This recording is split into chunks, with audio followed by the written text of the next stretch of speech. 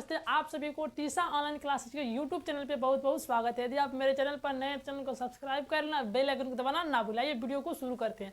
आज जो हम लोग पढ़ने वाले हैं क्लास 10th संस्कृत को पढ़ने वाले हैं, जिसका चैप्टर नंबर 3, चैप्टर का नाम है अलस कथा। और आज जो हम लोग देखेंगे इसका फुल स्टोरी, यानी कि हम लोग इसका अनुवाद करके स्टोरी यानी कि जो इसकी कहानी है, कहानी को लेकर के आए हैं, जिसको हम लोग आज पढ़ेंगे और समझने की प्रयास करेंगे। आइए देखते हैं क्या क्या लिखा गया है। देखिए, सबसे पहले हम बता दें आपको कि ये हमारा आज पार्ट नंबर 2 होने वाला है। इससे पहले आज हम लोग पार्ट नंबर 1 को देख चुके हैं। आप लोग वीडियो नहीं देखेंगे जाकर चैनल के प्ले लिस्ट में उपलब्ध है, जाकर के देख सकते हैं। ठीक है, क्या पढ़ने वाले हैं, फुल स्टोरी को पढ़ने वाले हैं। और आइए देखते हैं क्या लिखा गया है। देखिए, हम लोग कहाँ तक पढ़ चुके थे, वहाँ से आगे पढ़ने का प्रयास करेंगे। आगे हम रहे हैं कि लिखा गया है कि आलसी। देखिए, ये जो हमारा चैप्टर है अलस कथा, इसे मुख्य रूप से आलसी के बारे में चर्चा है। किसके बारे में? तो आलसी के बारे में, यानी कि आलसी के बारे में चर्चा है, आलस के बारे में, आलसी लोगों के बारे में चर्चा है। तो वही कह रहे हैं कि आलसी का पहला मत यानी इच्छा होता है कार्य नहीं करना है। यानी कि जो आलसी व्यक्ति होते हैं वह चाहते हैं कि हम कोई कार्य ना करें, हमको सब चीज़ बिना कार्य के ही मिल जाए। ये जो होते हैं आलसी का इच्छा होते हैं, आलसी का मत होता है। ठीक है, आगे हैं कि आलस साला में, यानी कि जो ये कहानी हम लोग पढ़ रहे हैं अलस कथा, इसमें एक मंत्री थे जिसका नाम था वीरेश्वर। और वीरेश्वर ने एक आलस साला बनवाया था, जिसमें उन्होंने क्या किया, जो आलसी लोग थे, अनाथ लोग थे, उन लोगों को भोजन तथा कपड़ा देता था। और उसी आलसशाला की बात हो रही है। कह रहे हैं कि आलसशाला में अधिक लाभ को देखकर अधिक मात्रा में लोग आने लगे। यानी हुआ क्या कि जब आलसशाला में देखा गया कि भाई वहाँ पे तो कोई कार्य भी नहीं करना है, साफ फ्री में जाना है, मज़े से के साथ खाना खाना है, मज़े के साथ कपड़ा लेना है और मज़े से रहना है। अब तो प्रॉफिट तो दिखा गया।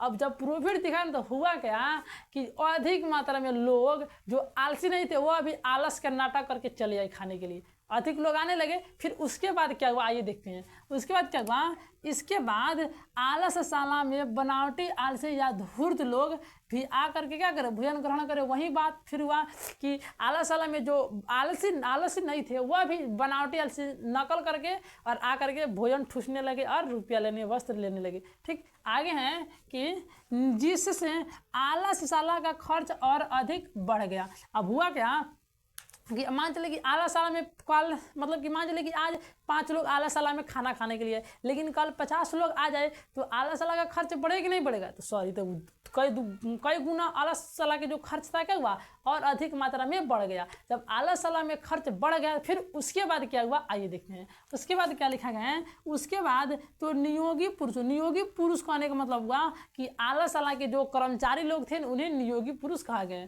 तो आलसी नियोगी पुरुषों ने आलसियों की परीक्षा लेने का निश्चय किया, यानी कि योजना बनाई। आखिर जब क्या हुआ कि जब आलसशाला में खर्च बढ़ गया तो वहाँ के जो कर्मचारी लोग थे सोचे आखिर भाई इतना अधिक खर्च बढ़ गया, राजा साहब जो थे वह तो आलसी लोगों को खाना देते हैं, लेकिन इसमें तो बनावटी आलसी भी आकर खाना खाने लगे। अब हम लोग कैसे कहेंगे भाई तुम आलसी नहीं हो, तुम आलसी हो? ऐसा मतलब कि पहचानना मुश्किल हो कि नहीं? मुश्किल होगा। इसीलिए उन्होंने एक योजना बनाई कि क्यों ना हम लोग आलसियों का परीक्षा ले कि जो ओरिजिनल आलसी कौन है और बनावटी आलसी कौन है। ठीक है, ऐसा जो नियोगी पुरुष थे उन्होंने ऐसा निश्चय किया। आगे हैं, नियोगी पुरुषों ने आलसशाला में आग लगाकर आलसियों की परीक्षा ली। अब उन्होंने क्या किया कि आलसशाला में नियोगी पुरुषों ने क्या की, आलसशाला में आग लगा दी। जब रात के सब आलसी सो रहे थे, सब आलसी जब सो रहे थे न, तब क्या किया कि नियोगी पुरुषों ने आलसशाला में आग लगा दी। जब आग लगा दी तो उसके बाद क्या हुआ, आइए देखते हैं।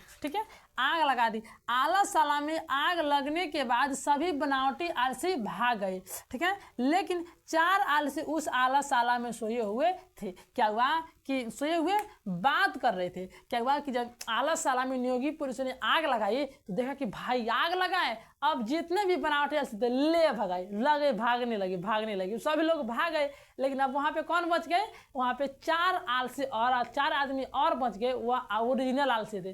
घर में आग लगा था फिर भी आपस में बात कर रहे थे, लेकिन भाग नहीं रहे थे। उन्हीं आलसियों के बारे में आज हम लोग नहीं पढ़ेंगे बल्कि कल पढ़ेंगे। बाकी यहाँ तक आप लोगों को समझ में आया कि नहीं? यदि समझ में आया तो कमेंट बॉक्स में जरूर बताते जाइएगा। साथ ही इस वीडियो को, इस सेशन को अपने दोस्तों, अपने मित्रों को भी शेयर कीजिएगा। ठीक है, और अपने मित्रों को बुलाइएगा। मिलते हैं इस अगले वीडियो में इस अगले टॉपिक के साथ। तब तक के लिए जय हिंद।